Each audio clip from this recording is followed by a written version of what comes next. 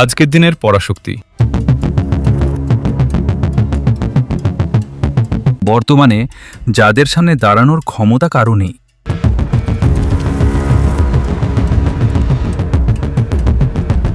কিন্তু কিভাবে এই পরাশক্তি শূন্য থেকে পুরো পৃথিবীকে মুঠোয় নিয়ে এলো?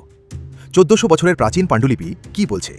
শত শত বছর আগে, যখন মানুষ জানতই না পশ্চিমে একটি বিশাল মহাদেশ আছে, সেখানে হঠাৎ করেই জন্ম নিল এই দেশ। কঠোর পরিশ্রম আর বিপ্লবের মাধ্যমে তারা ধীরে ধীরে নিজেদের ক্ষমতার চূড়ায় নিয়ে গেল। পুরো দুনিয়া অবাক হয়ে দেখল। যাদের পারমাণবিক বোমাকে আজ পুরো পৃথিবী ভয় পায়, তারা ভেতর থেকেই পুরোপুরি ভেঙে পড়বে।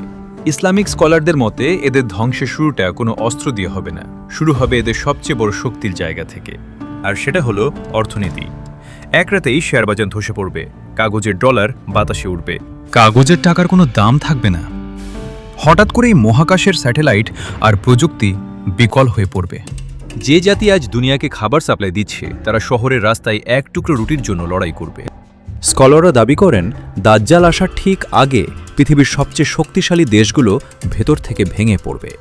হাদিসের পাতায় এই সুপার পাওয়ারকে রোম বলা হয়েছে। তাদের পতনের ইতিহাসও হবে প্রাচীন রোমের মতোই আকস্মিক। কিন্তু এই পতনের আগে তারা মধ্যপ্রাচ্যে এমন এক মহাযুদ্ধের প্রস্তুতি নেবে যা কেউ কল্পনাও করতে পারেনি। তারা নিজেদের ক্ষমতা ধরে রাখতে পুরো মধ্যপ্রাচ্যে বিশাল সেনাবাহিনী আর অস্ত্রের পাহাড় গড়ে তুলবে। কিন্তু এই সুপার পাওয়ারগুলো কেন বারবার মধ্যপ্রাচ্যে যায়? শুধু কি তেলের জন্য, নাকি অন্য কিছু? তাদের আসল লক্ষ্য হল ইউফ্রেটিস বা ফোরাত নদী। হাদিস অনুযায়ী কিয়ামতের আগে এই নদী শুকিয়ে যাবে, পানির নিচ থেকে বেরিয়ে আসবে বিশাল এক সোনার পাহাড়, যা দেখে পুরো দুনিয়া পাগল হয়ে যাবে। আর সেই সোনা দখলের জন্যই সুপার পাওয়ারগুলো নিজেদের মধ্যে লড়াই শুরু করবে। ধ্বংস হবে তাদের অহংকার। তবে এই ধ্বংসের আগে একটি অদ্ভুত ঘটনা ঘটবে। বর্তমানের এই পরাশক্তি মুসলিমদের সাথে শান্তি চুক্তি করবে। তারা সবাই মিলে এক সাধারণ শত্রুর বিরুদ্ধে লড়বে। বিশাল মরুভূমিতে একসাথে কাঁধে কাঁধ মিলিয়ে যুদ্ধ করবে। কিন্তু যুদ্ধে জয়ের পরই তারা চরম বেইমানি করবে। এক পশ্চিমা সেনা পাহাড়ে উঠে ক্রুশ উঁচিয়ে ধরবে। ক্রুশ ভাঙার সাথে সাথেই সেই শান্তি চুক্তি বাতিল হয়ে যাবে, আর শুরু হবে ইতিহাসের সবচেয়ে বড় মহাযুদ্ধ। এই মহাযুদ্ধে পরাশক্তিদের এত পারমাণবিক বোমা বা স্যাটেলাইট কোনো কাজেই আসবে না। কেন জানেন? স্কলাররা বলেন, এমন এক মহাবিপর্যয় আসবে যা তাদের সব আধুনিক প্রযুক্তি এক নিমিষেই ধ্বংস করে দেবে। পুরো দেশ অন্ধকারে ডুবে যাবে। মিলিটারির রাডার, স্যাটেলাইট আর সব যোগাযোগ ব্যবস্থা চিরতরে ফেল করবে। যুদ্ধ আবার ফিরে যাবে সেই প্রাচীন যুগে।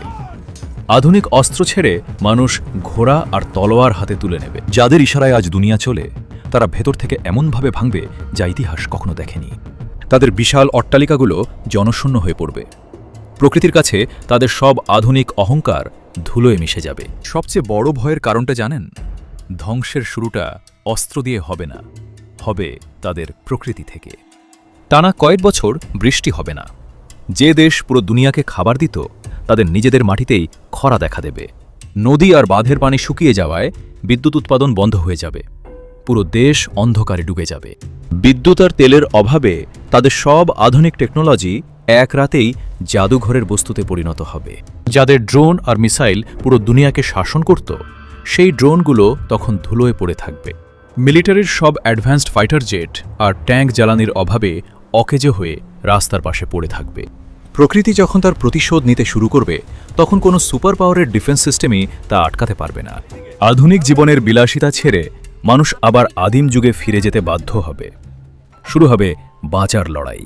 কিন্তু এই পরিস্থিতির সুযোগ নেবে তাদের নিজেদেরই ভেতরকার কিছু স্বার্থান্বেষী গোষ্ঠী। শুরু হবে গৃহযুদ্ধ।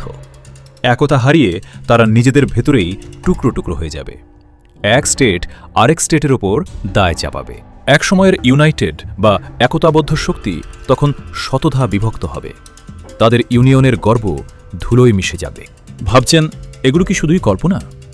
ইসলামিক স্কলাররা কিন্তু হাদিসের নিগুড় গবেষণায় এমনটাই ইঙ্গিত দিয়েছেন। শত বছর আগের স্কলাররা যখন এসব কথা লিখেছিলেন, তখন কারো কল্পনাতেও ছিল না এই আধুনিক পতন। ইতিহাস সাক্ষী, যখনই কোনো পরাশক্তি নিজেকে অজেয় ভেবেছে, তখনই তাদের পতন হয়েছে সবচেয়ে মর্মান্তিকভাবে। যাদের চকচকে রাস্তা দিয়ে বিলাসিতা চলত, সেই মহাসড়কগুলো মরুভূমির ধুলোয় ঢাকা পড়বে। সবচেয়ে বড় রহস্যটা কি জানেন? তাদের এই পতনের সময় পুরো পৃথিবী আবার আদিম যুগে ফিরে যাবে। ইন্টারনেট, কোনো সোশ্যাল মিডিয়া থাকবে না। পৃথিবী আবার বিচ্ছিন্ন হয়ে পড়বে একে অপরের থেকে। হাতে থাকা দামি স্মার্টফোন তখন হবে মূল্যহীন এক টুকরো কাঁচ। যোগাযোগের সব আধুনিক পথ বন্ধ। মিলিটারির সেই গগনচুম্বী টাওয়ারগুলো শুধু অতীতের সাক্ষী হয়ে দাঁড়িয়ে থাকবে। কোনো আওয়াজ থাকবে না। পরাশক্তিদের পতনের এই সুযোগে বিশ্ব মানচিত্র থেকে অনেক বড় বড় দেশের নাম চিরতরে মুছে যাবে। আজকের যে বর্ডার বা সীমানা নিয়ে লড়াই চলছে, সেই সীমানার কোনো অস্তিত্বই তখন থাকবে না। পরাশক্তিরা যখন নিজেদের নিয়ে ব্যস্ত, তখন প্রাচ্য থেকে এক নতুন শক্তির উত্থান হবে, যা কেউ ভাবেনি। পুরো দুনিয়ার বাণিজ্য ব্যবস্থা স্থবির হয়ে যাবে। আমদানি রপ্তানি ছাড়াই দেশগুলো একাকী লড়বে। ইতিহাসের এই পরিবর্তন কি আমরা রুখতে পারব, নাকি আমাদের শুধু দর্শক হয়ে তাকিয়ে দেখতে হবে?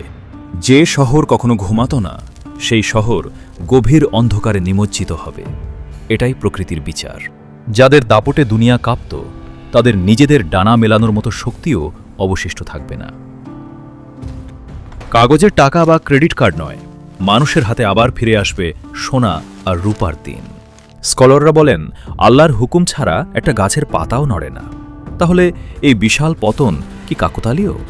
অহংকারের ইমারত যখন আল্লাহর গজবে ভেঙে পড়ে, তখন দুনিয়ার কোনো সুপার পাওয়ারই তা ঠেকাতে পারে না। প্রশ্ন জাগতে পারে, পৃথিবীর সব প্রযুক্তি হার মানলে মানুষ তখন খাবে কি? কিভাবে চলবে এই পৃথিবী? মানুষ আবার মাটির কাছে ফিরে যাবে। আধুনিক কলকারখানা নয়, নিজের হাতের শ্রমে উৎপাদিত শস্যই হবে বেঁচে থাকার একমাত্র পথ। ডিজিটাল মানি বা কাগজের ডলার যখন মূল্যহীন হয়ে যাবে, তখন দুনিয়া জুড়ে আবার শুরু হবে সোনা আর রূপার লেনদেন। পরাশক্তিদের পতনের এই সময়টা হবে ইতিহাসের সবচেয়ে কঠিন পরীক্ষা, যেখানে শুধু ধৈর্যশীলরাই টিকে থাকবে। কিন্তু মনে রাখবেন, এই পতন কোনো মানুষের পরিকল্পনা নয়, এটি মহাকালের এক অমোঘ নিয়ম। ইতিহাসে যখনই কোনো জাতি নিজেদের স্রষ্টার চেয়েও বড় মনে করেছে, তখনই তাদের গর্ব এভাবেই ধুলোয় মিশে গেছে। মহাকাশে এমন কিছু পরিবর্তন আসবে, যা আমাদের সব ইলেকট্রনিক সিস্টেমকে এক নিমিষেই জ্বালিয়ে ছাই করে দিবে। আধুনিকতার মরীচিকা শেষ হয়ে আসবে। মানুষ আবার সেই সরল জীবনে ফিরবে, যা আজ থেকে 1000 বছর আগে ছিল। আমরা কি সেই কঠিন সময়ের জন্য প্রস্তুত? আমাদের পরবর্তী প্রজন্মের জন্য আমরা কি রেখে যাচ্ছি? প্রযুক্তির দাসত্ব ছেড়ে আমাদের আবার প্রকৃতির নিয়ম আর ধর্মের শাশ্বত পথে ফিরে আসা উচিত। সীমানা যখন মুছে যাবে, তখন জাতীয়তাবাদ নয়, বরং আদর্শ আর বিশ্বাসই হবে মানুষের একমাত্র পরিচয়। অহংকারের ইমারত একদিন ভেঙে পড়ে ঠিকই, কিন্তু সত্য আর ন্যায়ের ভিত্তি থেকে যায় চিরকাল অমলিন। পরাশক্তিগুলোর উত্থান থেকে পতন পুরোটাই যেন এক বিশাল দাবার ছক, যেখানে আমরা সবাই কেবল সাক্ষী। আপনারা কি এই ভবিষ্যৎবাণী সম্পর্কে জানতেন? কমেন্টে জানাতে ভুলবেন না, আর ভিডিও শেয়ার করতে ভুলবেন না। আজকের এই রহস্যময় যাত্রা কেমন লাগলো? সাবস্ক্রাইব করে সাথেই থাকুন পরবর্তী রোমহর্ষক ঘটনার জন্য। আল্লাহ হাফেজ।